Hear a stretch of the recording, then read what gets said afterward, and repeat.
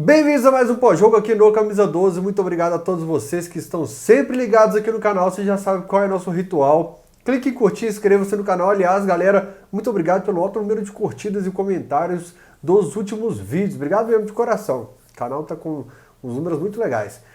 Falar direto sobre Galo e Santos hoje, eu vou falar pra vocês.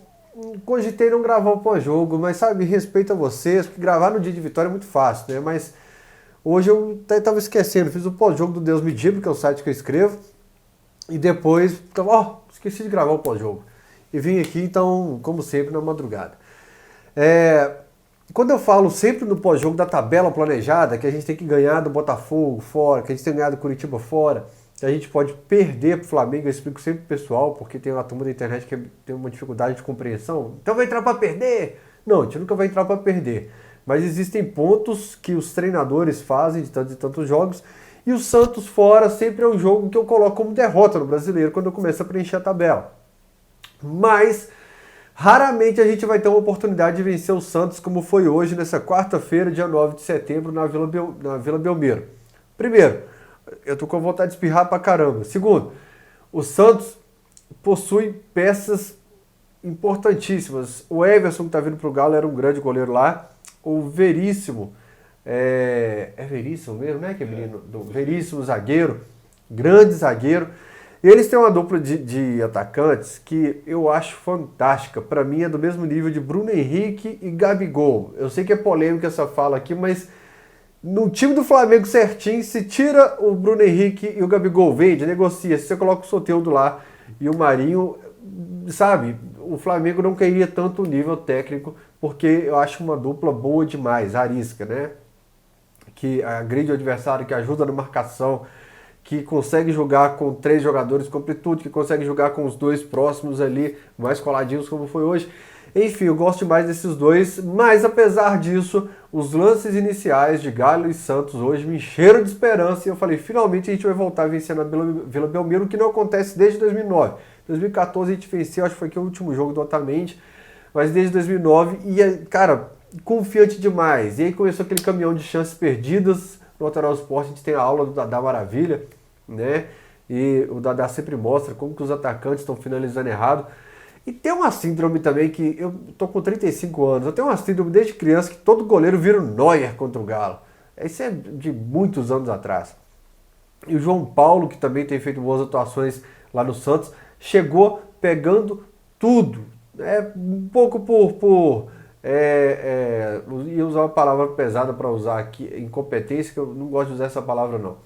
Mas um pouco por falta de capricho dos atacantes do Galo e muito por categoria do João Paulo, por habilidade e um pouquinho de sorte também, sorte que já esteve do lado do Galo contra o São Paulo, contra o Flamengo.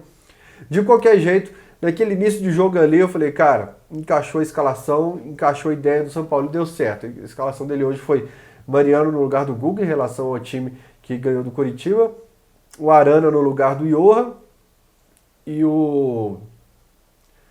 quem que estava no ataque? O Marrone no lugar do Keno, né?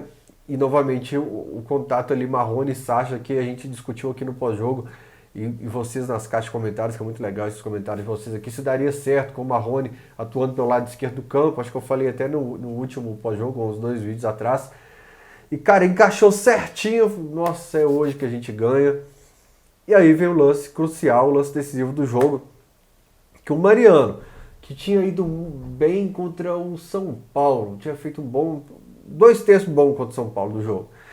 E o Guga, que foi muito bem contra o Curitiba, optou pelo Mariano, que errou tudo na partida. Eu acho que o Mariano foi muito mal.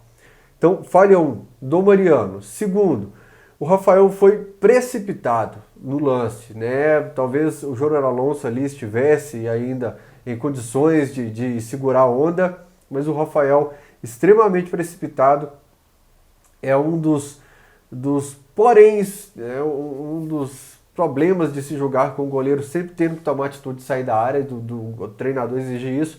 Mas enfim, o Rafael desfalca o Galo contra o Bragantino, o Jair também desfalca o Galo e o São Paulo também. E aí o Rafael é expulso e entra esse personagem aqui em campo. Normalmente eu parei de colocar a camisa aqui no pós-jogo, eu usava em alguns vídeos antigamente, usava no top 10 também. E voltei com essa camisa aqui hoje, por quê? Eu falei no meu Instagram, se eu lembrar durante a edição, eu coloco meu Instagram aqui quando eu enviar o vídeo, eu coloco na descrição do vídeo. Cara, o Atlético tem que tomar muito cuidado com essa reta final do Vitor. Concordo 101% e sou defensor de que a era Vitor acabou no Atlético há algum tempo. Olha, depois do jogo contra o Cruzeiro na Copa do Brasil, que ele falhou e ele já estava muito mal, já estava numa situação que ele precisava fazer um procedimento no joelho. Ele disputou o jogo contra o Inter, encerrando a temporada, e depois disputou 3 jogos esse ano. Boa, Cruzeiro, não sei se Caldense no Mineirão. Vou arriscar 3 jogos antes desse jogo contra o Santos na Vila Belmiro, que acho que foi o 4º jogo dele na temporada. E cara, que tristeza. Eu falei pra minha ex-mulher, que é meio que atual, mas é ex-atual, que é.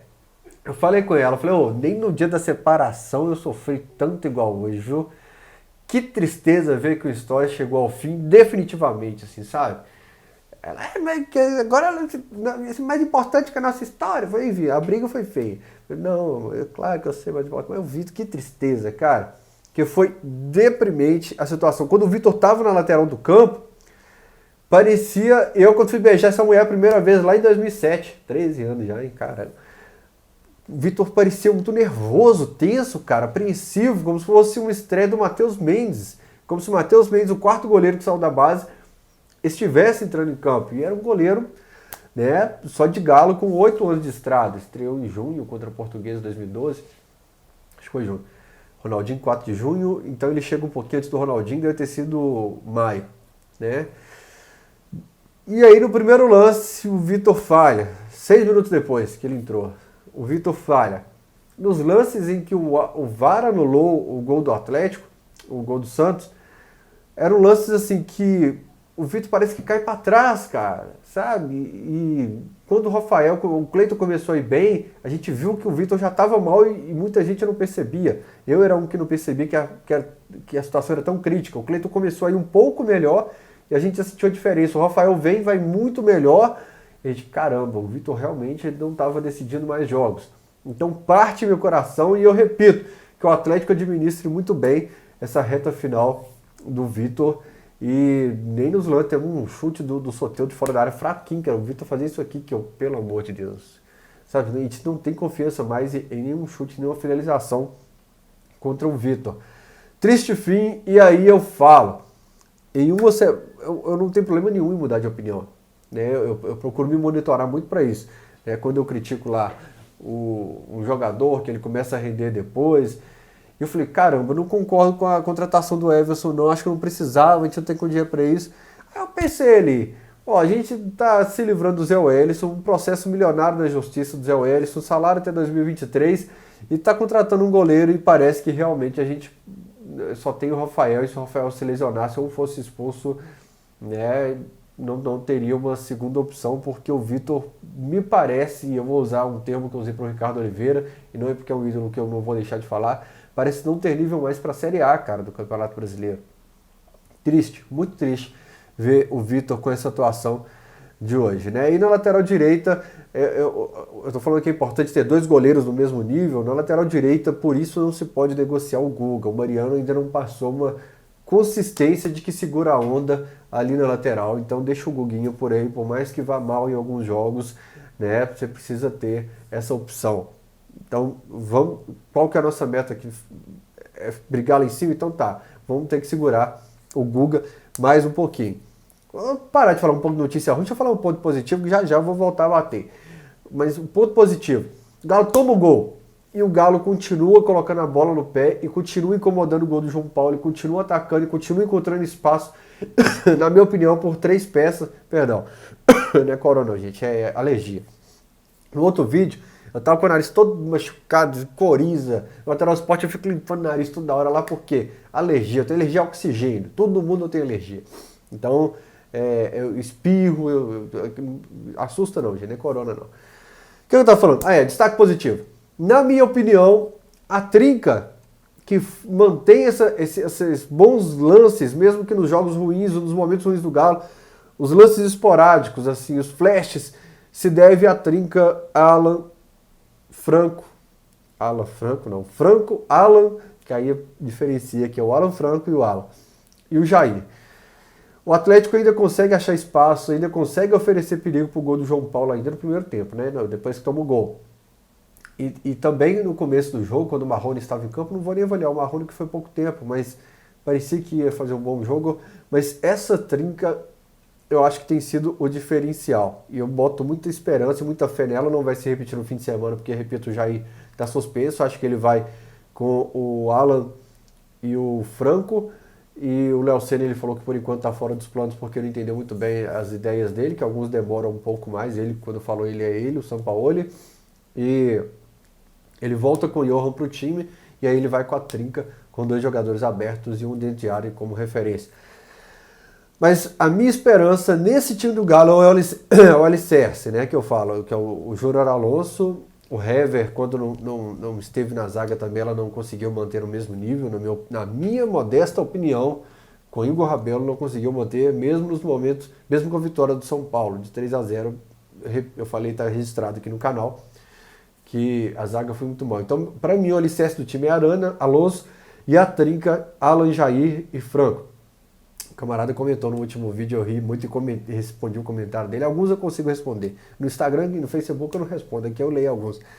Que eu pego muito no pé do Franco. Ô, gente, que injustiça comigo. Lá no Terol Sport eu falei que eu boto uma fé nele, que ele chegava para ser titular desse time do Galo, que é bom de bola, que, né, tem que dar tempo a ele. Falei de um problema pessoal que eu nem sabia que era o problema do pai dele, antes dele vir na negociação, de adaptação. Então boto sim muita fé nessa trinca, para mim, junto com o Alonso e o Arana. E essa trinca, eles formam o alicerce do time do Galo, das ideias do Sampaoli.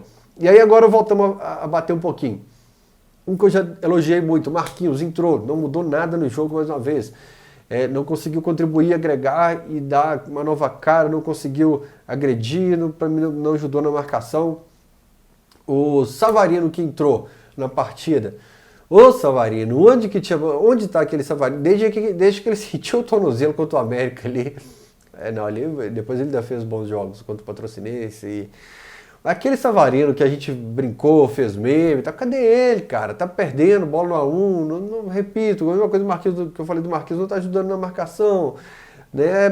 Tá difícil. O Keno entra e também não agrega em nada no ataque. Por isso, o Savarino sai no intervalo, mas não ajudou em nada, e no segundo tempo o Galo não consegue agredir o Santos da mesma forma. O Santos é um time que, por problemas administrativos, eu acho o Pérez muito caricato, muito Eurico Miranda, muito... Não vou nem falar do Ziza, não, porque o pessoal vai achar que é só por causa do bigodão que eu tô comparando. Mas o Pérez é meio perdido administrativamente, com pessoas. E quando você tem um treinador que é um pouco explosivo, como o Cuca, você tem que ter os dirigentes meio que para administrar o elenco. Eu acho que às vezes o Pérez parece que briga mais com os caras do que administra. Então, eu acho que o Santos não vai brigar na parte de cima da tabela. Talvez fique ali em quinto, sexto, mas, repito, tem boas peças nesse time. O Flamengo entra de vez no campeonato. Se o Galo ganhasse hoje, a gente seria líder do campeonato. O Flamengo entra de vez na competição e, acho que o Domenech não vai manter aquela regularidade. Eu vi um estudo na ESPN, um cara do Flamengo fez, na verdade, um estudo e a ESPN replicou, que o Jorge Jesus poupava, assim, o time. Ele sempre poupava alguém, ele fazia esse revezamento único e não de um time inteiro. Uma, duas peças no máximo. Mas eu acho que o Domenech vai poupar algumas peças brasileiras, porque o Galo folga, tem um jogo contra o Bragantino, depois pega só no sábado. Tem domingo Bragantino e sábado Atlético Goianiense. Os outros times vão começar a ter Libertadores e Copa do Brasil. O pau vai cantar, a chinela vai cantar. Mesmo com a chinela cantando, o Flamengo tem elenco ainda para, se gostar do brasileiro, dar muito trabalho. O São Paulo do Fernando Diniz ainda tem os meus poréns com o Fernando Diniz, né? Tem uma pressão incrível contra o Galo, sai 3-0. Ganhou no fim de semana, né, olha? Que o Vinícius Gris faz aquela festa, aquele away, confete. Ganhou. Empatou hoje com o Bragantino, né? Ainda não tem uma campanha sólida também o São Paulo. E o Internacional é minha incógnita. Eu gosto muito do time do Internacional. Então acho que vai dar trabalho também. Então, olho na tabela, na minha tabela planejada, dava para perder hoje, mas dava para ganhar, vocês entenderam? Por ser o Santos fora de casa, historicamente, Poderia perder, mas com tantos desfalques e com uma defesa no meio campo batendo cabeça como foi hoje, uma vitória não me assustaria e, aliás, seria muito útil para dormir na liderança, já que o Inter joga só na quinta-feira. De qualquer forma, o Galo tem um jogo a menos ainda, porque o jogo com o Paraguaiense foi adiado, e não pode sequer cogitar perder pontos para o Bragantino no domingo, né? Baixar a poeira, Sampaoli dá a costa lá no vestiário na Vila Belmiro, chega aqui. E tem uma situação que depois eu falo de bastidores. Vou esperar um pouco entender o que aconteceu e como vai ser o desdobramento de tudo isso. Mas estamos juntos. Deixa eu ver se eu falei de tudo. Falei. Clique em curtir, inscreva-se no canal. Até o próximo pós-jogo, que eu espero 3 pontos. Muito obrigado por tudo que vocês têm feito pelo canal. E no Alterosa Esporte, sexta-feira, gente. Não perde o Alterosa Esporte, não. Que vai ser o melhor Alterosa Esporte do ano. Vai ser um Alterosa Esporte histórico. Eu não estarei lá, mas vai ser um Alterosa Esporte que... não vou dar spoiler. Aliás, esse pós-jogo já tem um spoiler. Tá dado o recado. Grande abraço. Tchau.